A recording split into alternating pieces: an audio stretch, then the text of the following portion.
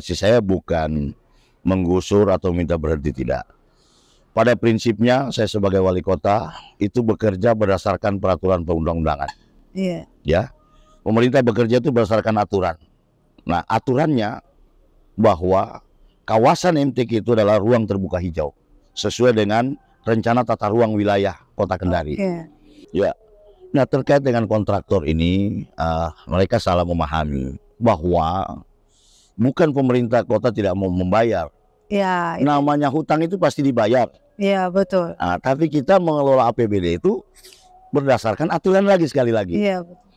Nah, bagaimana mungkin kita mau membayar ya sekarang kalau tidak ada mata anggarannya, kan gitu. Itu harus tercantum di dalam APBD kegiatan ini.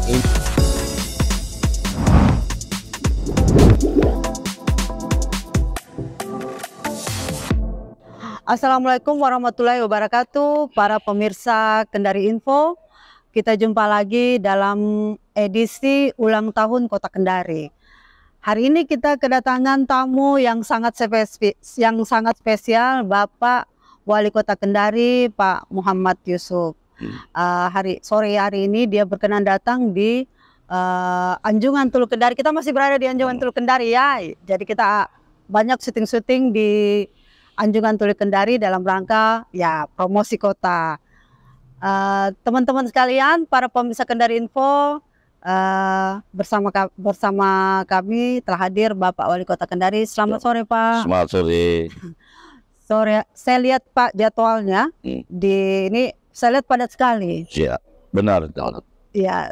Tadi terakhir apa kegiatannya Pak? Saya hari ini begitu padat, termasuk juga saya podcast tadi, podcast dengan Kendari Pos. Oh, ya, Kendari Pos tadi ya.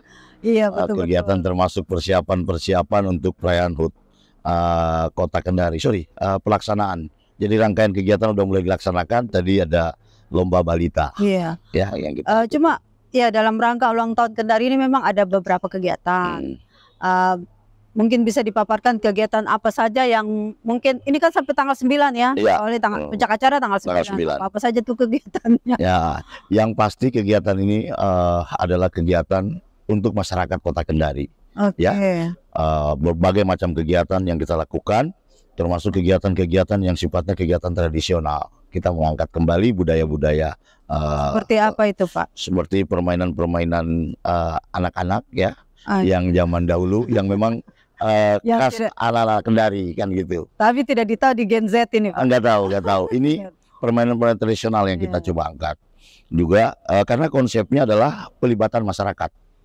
Jadi HUT ini betul-betul kita rayakan untuk masyarakat Kota Kendari dan kota masyarakatnya terlibat dalam perayaan kegiatan ini. Oke. Nah, jadi semua kegiatan-kegiatan itu sudah kita rancang yang memang diperuntukkan untuk masyarakat Kota Kendari. Termasuk di dalamnya adalah kegiatan yang sifatnya kegiatan tradisional. Begitu juga kesenian-kesenian tradisional. Begitu juga makanan-makanan juga. Macam apa? Misalnya lomba main, ada orang bilang main cuke itu ya. Ada main asing. Nggak tahu. Nanti pada saat liputannya nanti dilihat. Seperti apa itu main cuke itu. Ya. Nah, kemudian ada permainan-permainan main asing yang zaman dulu ya. Itu seperti itu. Nah, ini kegiatan-kegiatan ini kita lakukan kenapa? Karena kita berpikir bahwa pendekatan yang kita lakukan kepada masyarakat untuk membangun kota ini adalah dengan pendekatan budaya. Iya, budaya tradisional yang kita lakukan. Juga ada lomba makan tradisional. Lomba makanan tradisional. Ini kita libatkan semua unsur yang ada di dalamnya, termasuk dari OPD ya, termasuk dari kelurahan, kecamatan. Yang lomba masolori yang mungkin rencana diadakan di sini ya? Ya di sini, kita masolori. Gitu. Iya. Nah, ini kegiatan-kegiatan yang kita lakukan. Kita harapkan sesungguhnya semua masyarakat terlibat, ya. Cuma itu kan mungkin tidak semuanya karena keterbatasan dan sebagainya, waktu dan kapasitas tempat yang akan dilaksanakan. Ini yang menjadi perhatian kita. Nah, kegiatan-kegiatan ini akan berlangsung sampai dengan tanggal 9. Ya. Tapi hari ini sudah mulai nih. Mulai hari ini sudah mulai tahapan kegiatan yang dilakukan dengan panitia-panitia yang bertanggung jawab terhadap peringatan HUT Kota Kendari. Iya. Gitu. Oke. Pak Wali, ini kan masyarakat, ini kan peserta lomba ini kebanyakan mungkin dari OPD. Nah, ada pelibatan masyarakat, mungkin Pak Wali bisa sampaikan ke masyarakat apa-apa sebetulnya itu, misalnya kayak sunatan massal itu mungkin ya. Jadi operasi bibir sumbing mungkin. Betul. Nah, ini semua kita akan laksanakan seperti ini, dan ini sosialisasinya dilakukan oleh pemerintah sampai kepada tingkat yang paling bawah melalui kelurahan, kecamatan, sama dinas-dinas yang bertanggung jawab kepada panitiaan yang sudah dibagi ini. Ada koordinatornya masing-masing. Ada koordinator. Ada, sudah. Nah, ini udah dibentuk dalam kepanitiaan. Nah, kegiatan-kegiatan yang dimaksud tadi, memang target saya adalah untuk masyarakat, gitulah. Semua kita libatkan masyarakat, termasuk lomba yang saya sangat memberikan atensi itu adalah lomba kebersihan lingkungan. Iya, betul. Ini lomba kebersihan. Hari ini kelibatan masyarakat semua. Kebersihan apa? Lingkungan? Lingkungan kelurahan atau semua ya, masyarakat. Berarti ada hadiahnya nih, Pak? Ada. Untuk kebersihan lingkungan saya sudah kasih hadiah umroh yang bersih. Ya, gitu. Masya Allah, itu berarti turun ke rumah-rumah warga? Iya, kita bersihkan. Nah, saya kasih hadiah umroh bagi yang juara. Untuk kebersihan lingkungan, nah kan gitu. Bagi yang juara, bersih-bersih memang. Kapan penilaiannya, Pak? Sementara berjalan. Sudah mulai. Sementara berjalan sementara berjalan sampai tanggal 9 nanti kita umumkan, pas malam puncak. Dan kita pusatkan kegiatan di mana? Kita pusatkan kegiatan di lapangan Benbenua. Benbenua yang bukan MTQ bukan. Kemarin. Nah, kenapa bukan MTQ? Padahal itu kan di tengah kota Kendari. Satu hal yang harus dicatat bahwa Benbenua itu punya sejarah. Itulah awal itu ada, di samping itulah milik Kota Kendari. Itu sejarah di mana seluruh aktivitas kegiatan di zaman dahulu itu dipusatkan di lapangan Benbenua. Lapangan Benbenua. Semua. Nah, berarti di sana perombakan besar-besaran dong. Sudah kita bersihkan. Sudah dibersihkan semua. Ya, semua. Kerja keras ini, Pak. Memang seperti itu harapan saya, bahwa kita pusatkan kembali kegiatan-kegiatan itu yang memang itu pusat daripada aktivitas pemerintah Kota Kendari. Kalau MTQ itu punya provinsi. Betul. Yang bagian dalam, bagian luar itu tanggung jawab kota. Nah, oleh karena itu saya berpikir bersama teman-teman, baik Pak Sekda maupun OPD yang lain, termasuk tokoh masyarakat, untuk kita pusatkan di lapangan Benbenua, untuk memflashback kembali bahwa ini lapangan Benbenua di samping milik Kota Kendari juga punya nilai sejarah. Di zaman Gubernur pertama sampai kepada terakhir zamannya Pak Laude Kaimuddin. Ya, itu kita pusatkan semua kegiatan. Kegiatan yang dilakukan di Benbenua macam apa, Pak? Nanti pada saat hari H, itu tetap di lapangan Benbenua itu dilakukan. Jalur Kendari Beach ini akan ada pengaturan lalu lintas nanti. Pengaturan lalu lintas saja. Karena di sana juga ada pameran, kita lakukan pameran UMKM, kita pusatkan di sana. Pameran juga yang diikuti oleh OPD, kita pusatkan di sana. Dan patut setiap hari sampai malam jam 10, jam 11 itu kegiatan tetap berlangsung. Dan setiap malam ada artisnya. Mulai dari tanggal 6 sampai tanggal 9. Dari tanggal 6 sampai tanggal 9 ada artis ya? Ada artisnya, karena di dalamnya juga ada lomba-lomba. Ada lomba nyanyi ya, yang melibatkan semua masyarakat. Yang mau ikut silahkan mendaftar ya. Makanya waktunya agak panjang sampai tanggal 9. Lumayan ya, pemirsa Kendari Info, para anak muda, silakan jalan-jalan nanti ke Benbenua pada tanggal 6 sampai tanggal 9, karena di sana puncak acaranya ya. Baik. Kembali ke laptop, Pak. Sementara ini sekarang sedang musim hujan. Ada beberapa titik mungkin ini rawan banjir. Sebagai Kepala Dinas Bencana dan juga PJ Wali Kota Kendari, ini langkah-langkah apa yang dilakukan terkait beberapa titik rawan banjir di Kota Kendari? Ya, baik. Terima kasih ya. Karena hujan terus ini, benar. Ini udah saya prediksi dari awal. Kebetulan saya juga Kepala Badan Penanggulangan Bencana Provinsi. Jadi kami sudah memitigasi, sudah memetakan, memapping bahwa di mana daerah-daerah Kota Kendari yang rawan terhadap bencana banjir. Oleh karena itu, sejak saya dilantik tanggal 27 Desember 2023, program pokok saya adalah untuk bagaimana bisa Kota Kendari ini bebas dari banjir.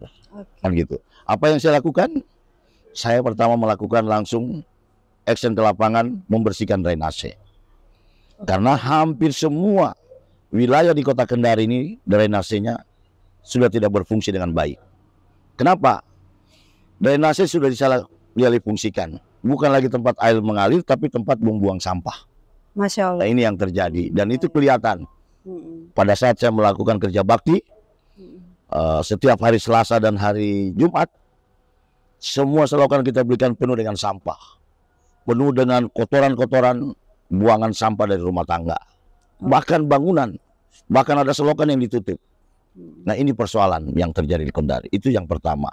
Yang kedua, daerah tangkapan air yang ada di Kota Kendari sudah beralih fungsi menjadi kebun, menjadi pemukiman. Nah, ini bisa kita lihat di mana? Di kawasan Tahura. Nah, ini kan daerah tangkapan air.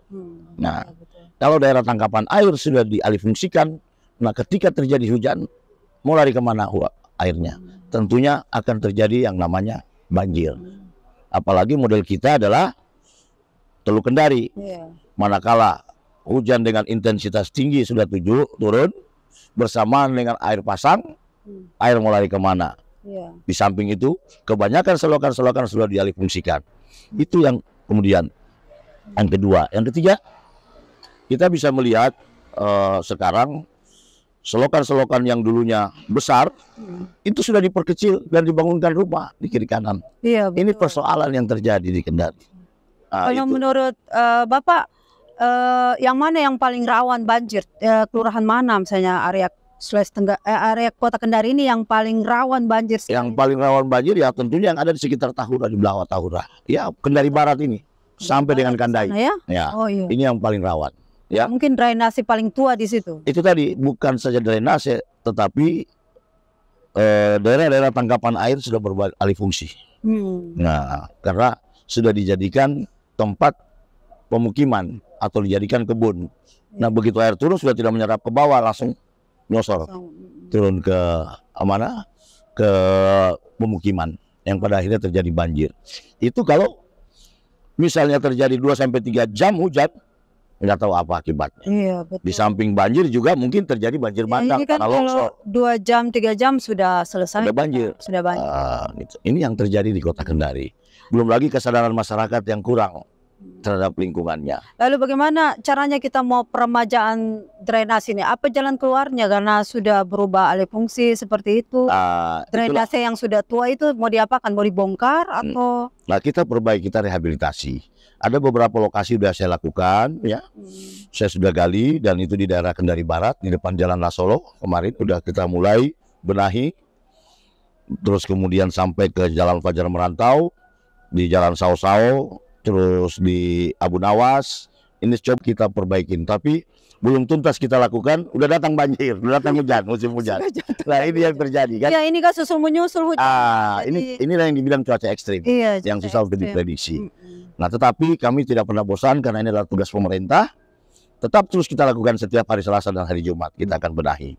Kita benahi drainasenya untuk supaya itu bisa berfungsi sebagaimana fungsi daripada drainase. Tempatnya air mengalir, dan gitu. Yang paling penting ini Pak Wali, saya mau tanya, anggarannya ada ini? Untuk anggaran bencana ini cukup kita atau ada? Kalau ada posnya? Yang jelas ini kita siap kan untuk tiba-tiba ya?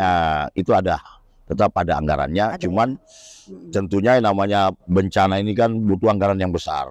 Kalau kita mau menyelesaikan sendiri saya kira tidak cukup, ya. Cuma kita lakukan apa yang sesuai dengan kemampuan keuangan daerah, ya. Gitu. Nah, oleh karena itu kita harus pahami bahwa bencana itu adalah urusan bersama. Semua pihak harus terlibat untuk bagaimana bisa menangani bencana.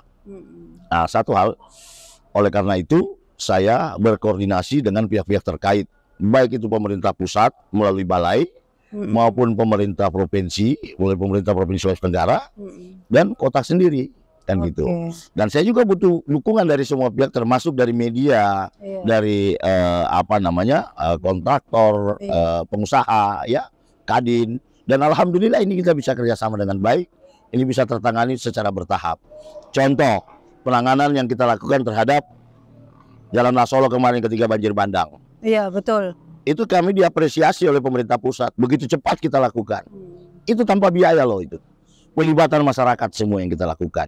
Pemerintah hanya memfasilitasi untuk bagaimana bisa melakukan evakuasi, penanganan pengungsi, pemberian makanan dan sebagainya. Nah, ini yang kita lakukan, tidak ada biaya itu. Ada bantuan makanan dapur umum. Nah, kita lakukan itu. Dapur umum kita buat, terus kemudian bantuan dari pemerintah pusat melalui BNPB dan melalui dari Kementerian Sosial, banyak bantuan masuk. Nah, itulah yang saya katakan tadi bahwa bencana adalah urusan bersama. Iya, betul. Ya, kita akan tergugah ketika kita melihat saudara-saudara kita yang tertimpa oleh bencana. Tapi pemerintah harus hadir pada saat itu. Iya, betul. Nah, itulah kemarin ketika terjadi bencana yang begitu besar pada saat itu, baik itu dari pemerintah pusat, provinsi, kota sendiri, semua terlibat. Termasuk peran daripada lurah dan camat. Itu sangat luar biasa. Berapa jam penanganan bencana banjir kemarin itu, Pak? Oh, tidak bisa dihitung jam, itu harian. Ya, kita lihat karena mengurus ini kan tidak mudah. Ya, betul, ya kita harus. Yang terpenting adalah bagaimana kita berkoordinasi untuk penanganan cepat. Masyarakat tidak butuh apa ya, masyarakat butuh pemerintah hadir, bahwa mereka diperhatikan oleh pemerintahnya. Cuma alhamdulillah Wanggu yang biasanya meluap tapi udah tidak terlalu banjir kemarin. Saya lihat.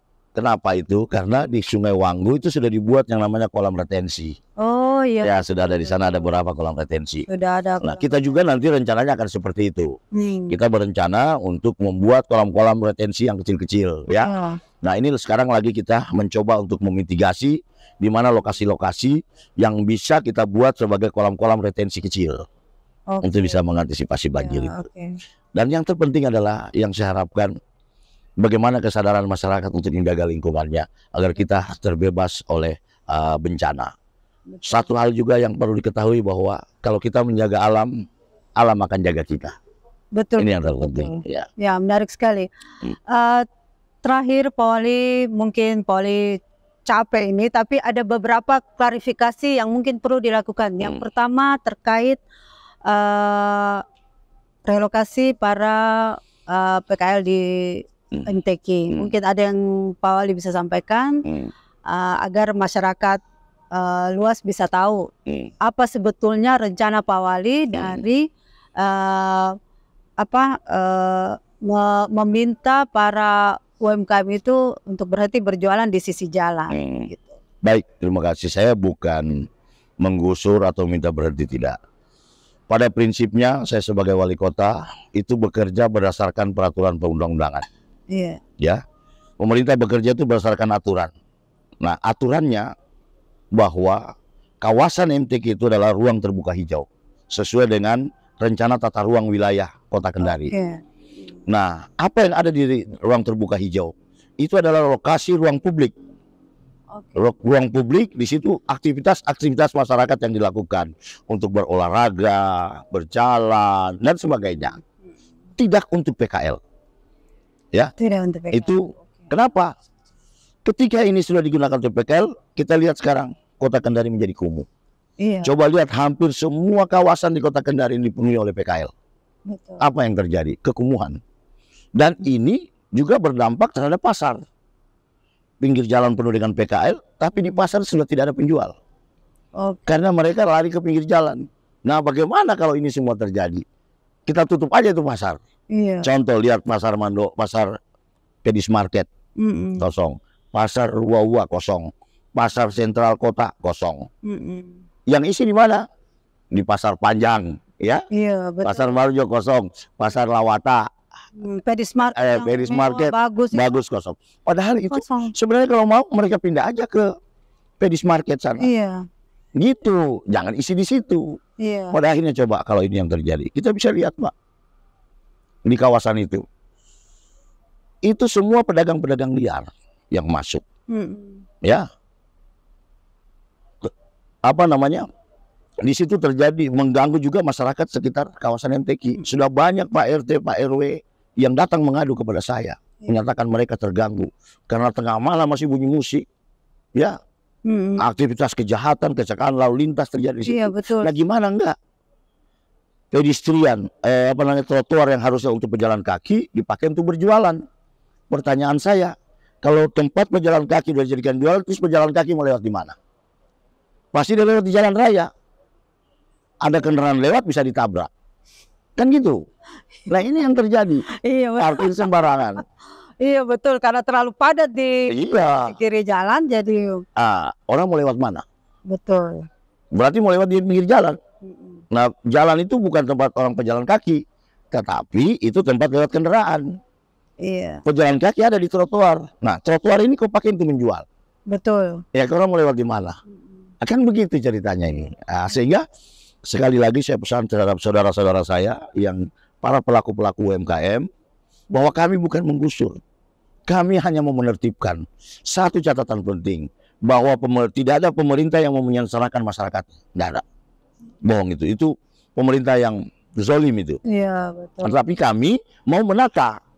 Jangan kamu mau menuntut hak kamu, tapi mengambil hak orang lain. Oke. Ya, ada hak pejalan kaki di situ. Iya, betul. Kan gitu. Iya. Jangan lakukan itu. Iya. Nah, kamu tempatnya apa, di mana? Tempat kamu adalah di tempat yang sudah disediakan. Di Pedis Market itu ada, kok. Iya, betul. Ya, di Pasar Mandonga ada, di Pasar Wawa ada, di Pasar Rodonohu ada, Pasar Kota ada. Selalu mereka berdalih bahwa kalau kita masuk di pasar tidak ada pembeli, susah. Pembeli itu akan datang mencari, ya. Di mana orang berjualan? Di mana orang berjualan, dan itu ya, dan itu kalau jualanmu bagus, kau dicari dimanapun. Saya kasih contoh, misalnya kayak yang kuliner yang paling terkenal sekarang di Kendari, pangsit misalnya. Dimanapun penjual pangsit ode itu atau pangsit apa, pasti dicari oleh masyarakat karena enak. Iya. Kemudian misalnya contoh lagi penjual pisang hijau. Biar padat kita mengantri. Mengantri. Itu. Contoh lagi penjual pisang hijau misalnya. Pisang hijau Amanda. Iya. Penjual pisang hijau tukang sepeda. Iya. Dimanapun dia pergi pasti dicari karena enak. Karena enak. Betul. Nah, tapi kalau kau jual asal-asalan, iya betul. Jangan. Iya. Tolong patuhi aturan pemerintah. Karena pemerintah itu mengatur masyarakatnya.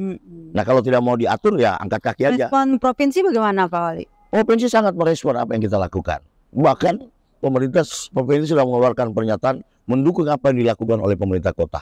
Pada prinsipnya saya katakan sekali lagi bahwa pemerintah itu bekerja berdasarkan aturan perundang-undangan. Nggak ada pemerintah yang bekerja di luar peraturan perundang-undangan.